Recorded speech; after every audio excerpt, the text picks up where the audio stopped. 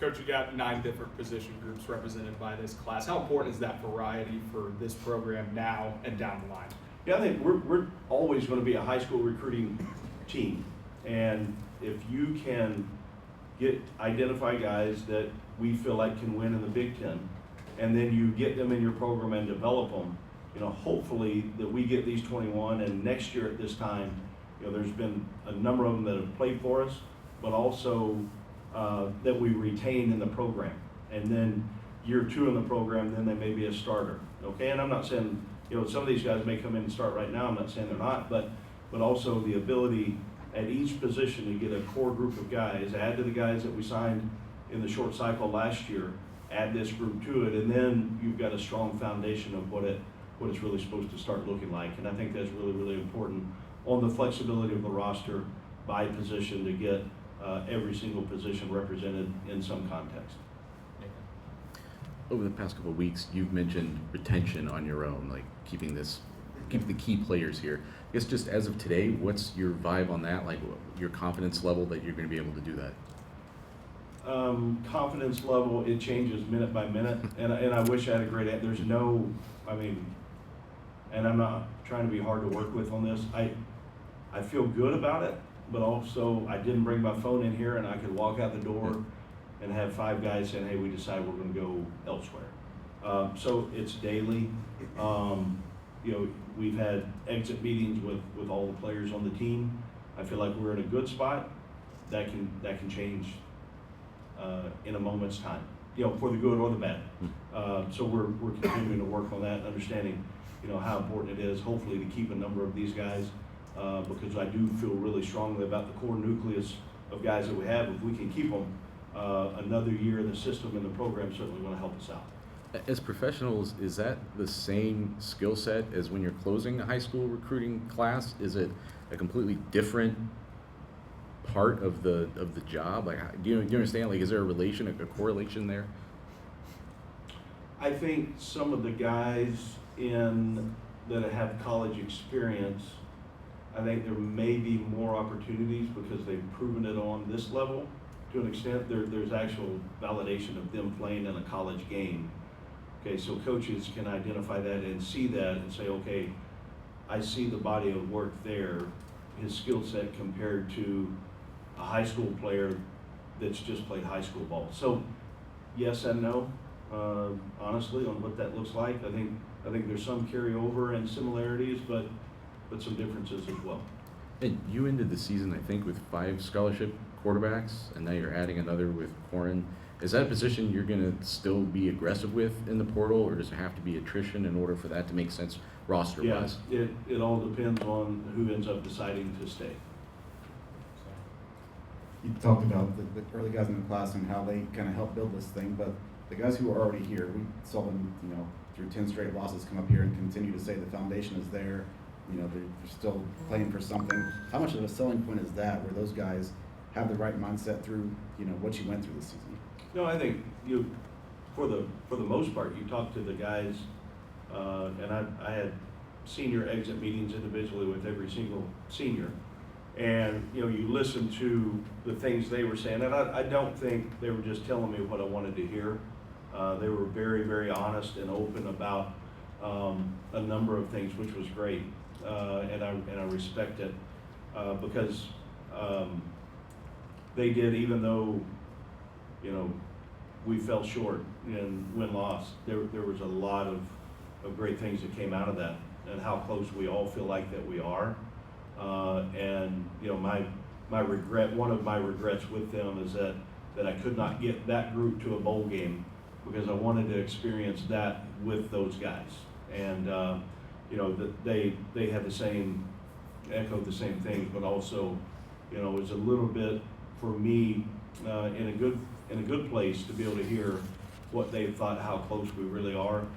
And they know that next year when we're getting ready to play in postseason play this week next year, they will know that, and they do know that they were such a huge part of the beginning of what that's going to be for consistent time.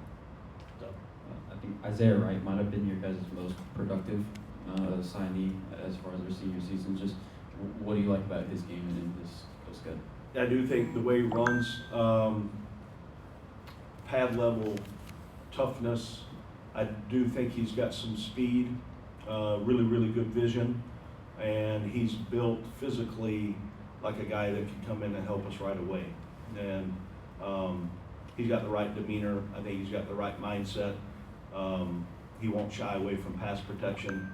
Just think he's got a lot of those qualities early on that in his favor can help him out. And then a couple of defensive ends, edge guys, Max Carmicle and Katrell Webb. Just what do you like about them? Yeah, Max is, man, he is, I want to say, how tall is Max? 6'5", 6'7". I mean, he's got really good length. I think he's got good explosion and acceleration off the ball. And then Katrell Webb, look at, some of the things that we saw him on his junior tape do out of the stand-up defensive end, joker position. I think it relates well to what we want him to do at this level. He's got the ability to bend. He's got the ability to really have a one-on-one, get him in that situation, pass rush. He's got some natural ability with that. And excited to get both of them here and help us out. Barry, will Butler's job be to build a roster? Is he the boss for that? They're all my bosses. I've got 1, 2, 3, 4. I've got 5 bosses in the room, so at least, and then I probably missed somebody. But we all work together, and I think when you look at the ability to collaborate with talent evaluation and acquisition, and the number of things, and then recruiting experience. If we don't work together, we're cheating what could be something really, really special. So I've got a lot of trust in how we've got the start of this structure, and we all have different skill sets of what we do well. We've got blind spots on where we need help, and I need help in all areas.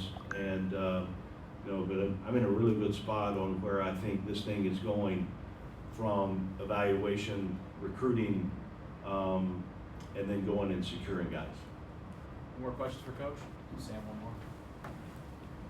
Just want to go back to Jet, and obviously his dad played here on some of the best teams Purdue's ever had.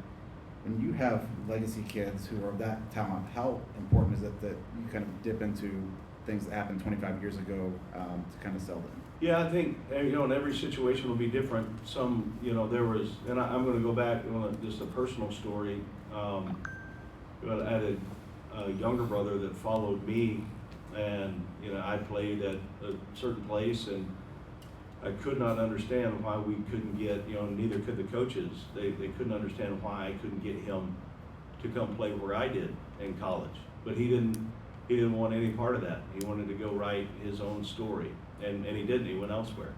So every situation's a little bit different, And I think there's part of that with Jet that, man, is so cool.